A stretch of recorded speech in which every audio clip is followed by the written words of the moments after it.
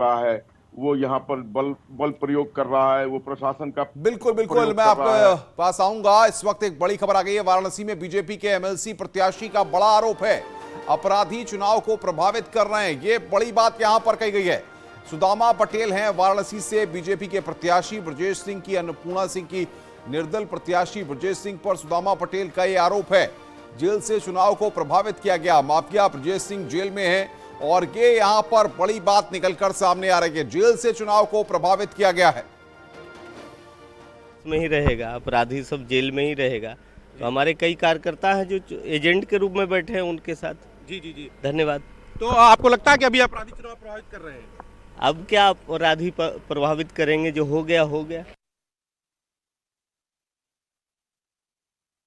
अपराधी किस तरीके से जेल से चुनाव को प्रभावित किया जा रहा है, बीजेपी प्रत्याशी का बड़ा आरोप है। एक बार फिर सुनिए आप पूरी बातचीत, क्या कहा गया है। अपराधी जब बनारस में ही रहेगा, अपराधी सब जेल में ही रहेगा।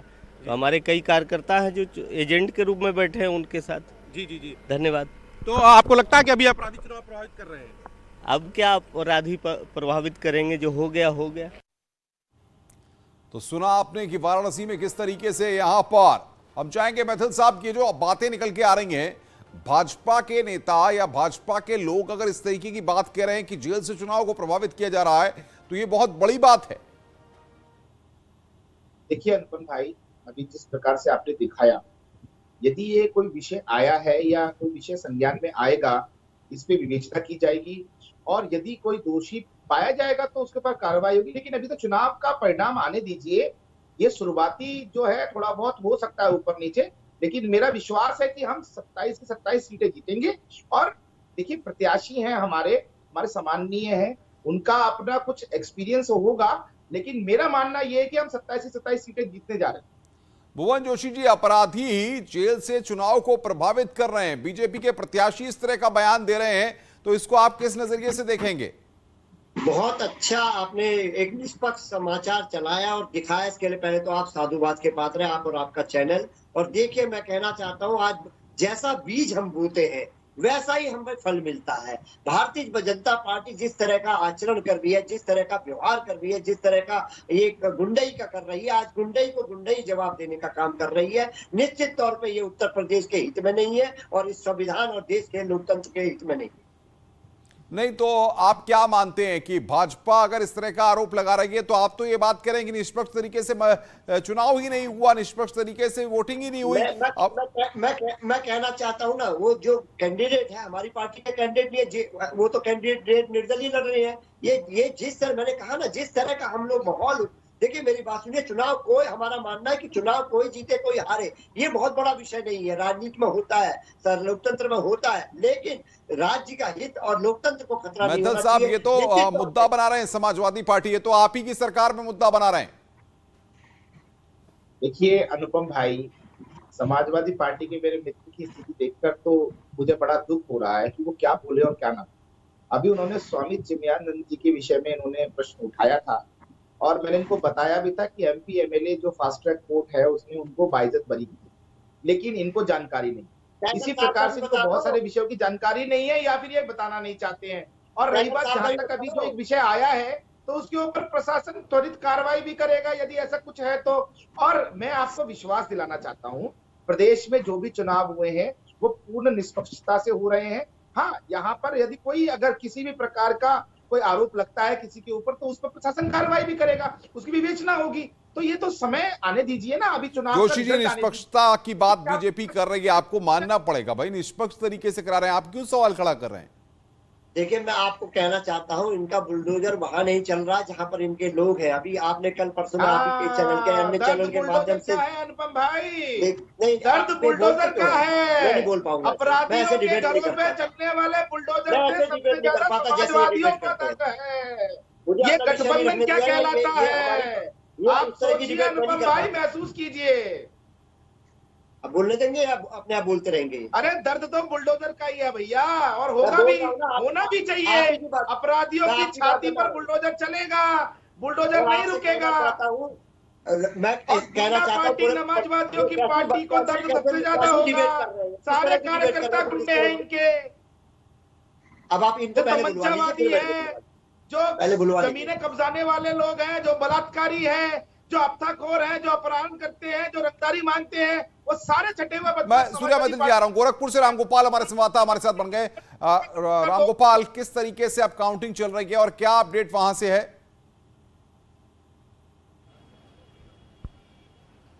बिल्कुल, इस वक्त जो है वो गड्डी बनाने का काम लगभग पूरा हो चुका है और अब काउंटिंग शुरू होने जा रही है। 50-50 की गड्डी बनाई जा रही है और जो भाजपा और सपा दोनों के जो प्रत्याशी हैं वो इस वक्त इसी जो पोलिंग बूथ है इसके अंदर बैठे हुए हैं और दोनों एक साथ बैठे हुए हैं, एक चेयर पे बैठे हुए हैं, जिसकी अभी अभी तस्वीर भी, फोटो भी बाहर आई है कि दोनों में कोई कटुता नजर नहीं आ रही है। बिल्कुल सामाजिक सौहार्द जैसे होता है उस तरीके से। तो अब जो है उम्मीद की जा रही है कि अब से कुछ ही देर में जो है रुझान आने शुरू हो जाएंगे, लेकिन अभी जो हमें पता चल रहा है कि इस जैसे जैसे गड्डी बन रही है वैसे वैसे ये पता चल रहा है कि बड़ी संख्या में इनवैलिड वोट सामने आ रहे हैं। जो जिन लोगों ने मतदान किया वो या तो सही से पर्चे को मोड़ नहीं पाए या फिर उन्होंने दोनों प्रत्याशियों को एक एक नंबर दे दिया। इस तरीके से बड़ी संख्या में इनवैलिड वोट सामने आ रहे हैं। अब उसकी भी छटाई जो है लगभग चल रही है यहाँ पे। तो अब ये उम्मीद की जा रही है कि अगले आधे घंटे में रुझान आना यहाँ पे शुरू हो जाएगा। यहाँ पे भाजपा के सीपी चंद और समाजवादी पार्टी के रजनीश यादव चुनावी मैदान में हैं। हालांकि पिछली बार भी सीपी चंद यहाँ से चुनाव जीते थे, वो निर्दल प्रत्याशी के तौर पे चुनाव जीते थे और बाद में समाजवादी पार्टी में शामिल हो गए थे और अभी चुनाव के पहले जो है 2022 के पहले 2021 में एक बार फिर से वो भाजपा में शामिल हो गए और अब वो भाजपा के प्रत्याशी के रूप में चुनावी मैदान में है। तो उनके मुकाबले सपा के रजनीश यादव इस वक्त उनको टक्कर दे रहे हैं। जी लेकिन जिस तरीके से आसान मुकाबला शुरुआती तौर पर गोरखपुर का लग रहा था रामगोपाल, हम देख रहे हैं कि मुकाबला धीरे धीरे दिलचस्प हो गया था और उसके बाद अब दिलों की धड़कनें जाहिर तौर पर दोनों ही खेमों की तेज होंगी।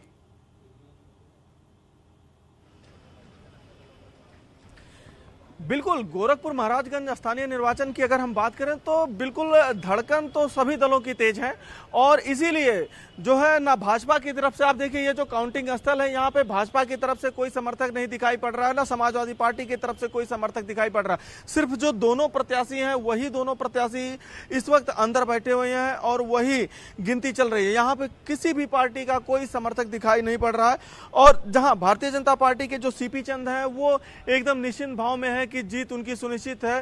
तो वहीं समाजवादी पार्टी के जो प्रत्याशी रजनीश यादव हैं उनका यह कहना है कि मैं जीत रहा हूं और जब तक रिजल्ट नहीं आ जाता है तब तक बिल्कुल बिल्कुल मैं चुनावी मैदान में बना हुआ हूं और दोनों अंदर बैठे हुए हैं। यहाँ से प्रत्याशी के समर्थक जो है वो नदारद पीछे चल रहे हैं।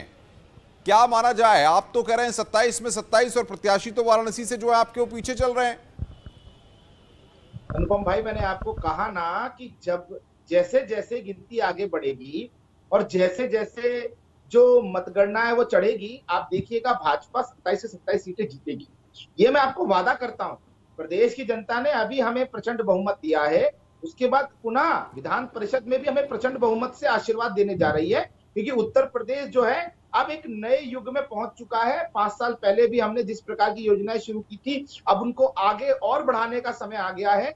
2 ट्रिलियन इकोनॉमी का योगदान उत्तर प्रदेश की जनता देश की 5 ट्रिलियन इकोनॉमी में देगी, ये मैं आपको वादा करता हूं। और उत्तर प्रदेश जो है भयमुक्त और जिसे कहते हैं रोजगार युक्त होने जा रहा है। पहले 5 साल हमने पूरी मेहनत करी, उसका आशीर्वाद हमें मिला। अब हम आगे 5 साल में ऐसा काम करके दिखाएंगे कि प्रदेश जो है विश्व की सर्वाधिक लोकप्रिय निवेश का जो स्थान है वो बन जाए। आलोक जी के पास चलेंगे। सूर्या जी आप बने रहिए। आलोक, बहुत सी सवाल ये है कि जब हम देखते हैं एमएलसी चुनाव की बात को, तो एमएलसी चुनाव में बाहुबली और जो पूर्वांचल की बेल्ट है, जिस तरह से हम देख रहे हैं कि वाराणसी में बीजेपी के प्रत्याशी जो है पीछे चल रहे हैं, आपको लगता है कि कुछ और भी समीकरण ऐसे होते हैं जो कि इस चुनाव में बहुत महत्वपूर्ण रोल अदा करते हैं, इसीलिए कई जगहों पर निर्दलीय भी कॉन्टेस्ट करते हुए आगे बढ़ते हुए दिखाई दे रहे हैं? देखिए, यूपी में शुरू से बाहुबलियों का बोलबाला रहा है और अब तो काफी कमी आई है इसके अंदर, लेकिन जाते जाते भी कुछ टाइम तो लगेगा इन बाहुबलियों का पूर्ण तरह से सफाया होने में। और अगर कोई प्रत्याशी इस तरीके का आरोप लगा रहा है तो निश्चित तौर पर उसके पास कोई प्रमाण होंगे या कोई ऐसी इंफॉर्मेशन आई होगी कि वोट को प्रभावित करने के लिए जेल से कुछ इस तरीके की गतिविधियां की गई हों। इसमें कहीं कोई शक नहीं है। यूपी तो पहले शुरू से ही बाहुबलियों का जमघट वहां रहा है और वहां पर उन्होंने चुनाव जीते हैं, चुनाव प्रभावित किए हैं, लेकिन अब ये सब खात्मे की तरफ है। बिल्कुल आलोक जी, हमारे संवाददाता हिमांशु हमारे साथ बने हुए हैं बातचीत करने के लिए, उनसे भी चलेंगे उनके पास और उनसे भी अपडेट लेंगे। अश्वनी हमारे साथ झांसी से हैं। अश्वनी, किस तरीके से वहां पर काउंटिंग हो रही है और अब तक कितने राउंड की काउंटिंग हो चुकी है?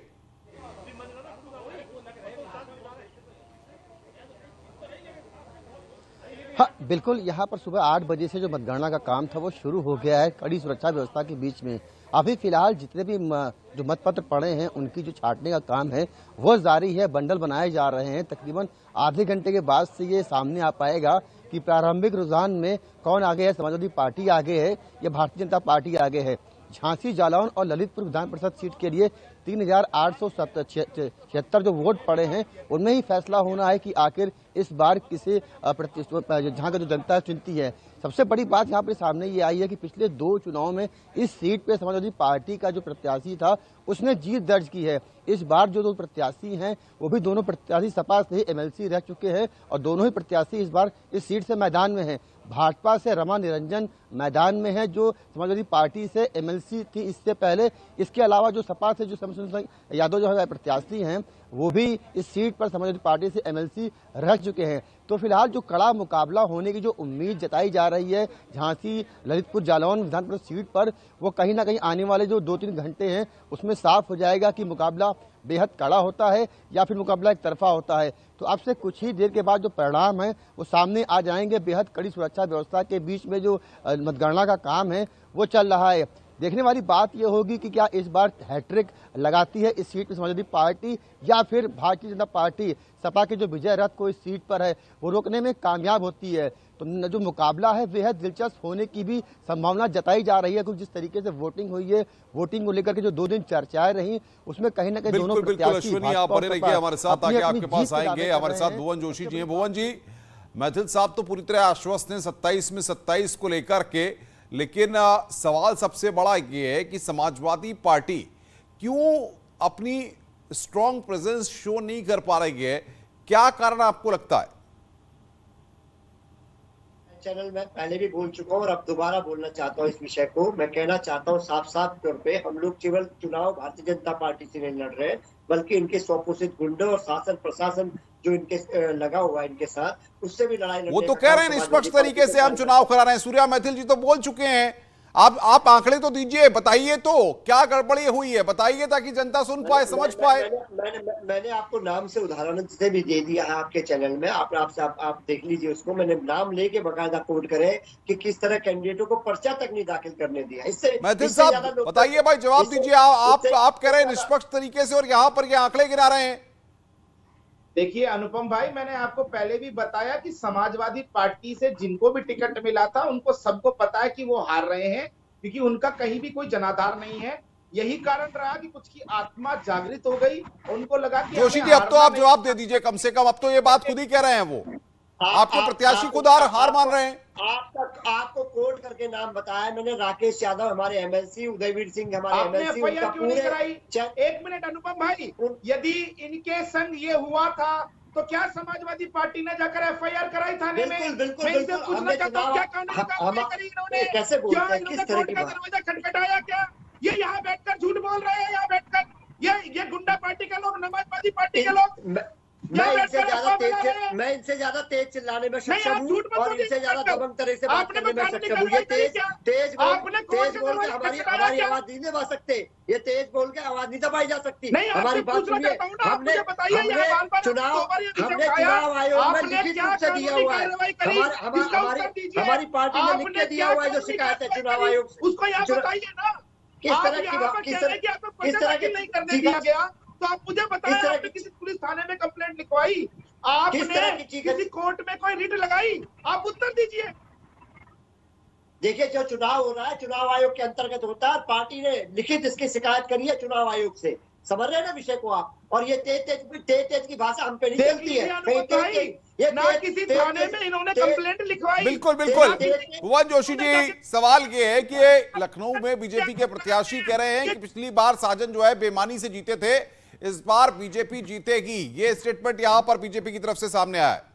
देखिए मैं कहना चाहता हूँ, लोकतंत्र में ये विषय नहीं है कि कौन जीते कौन हारे, हमें इससे ये विषय नहीं रहता हमारा कि अरे लेकिन आपके वक्त में बेईमानी हुई थी, ये आरोप लगाया जा रहा है, इस पर तो आपको जवाब देना होगा।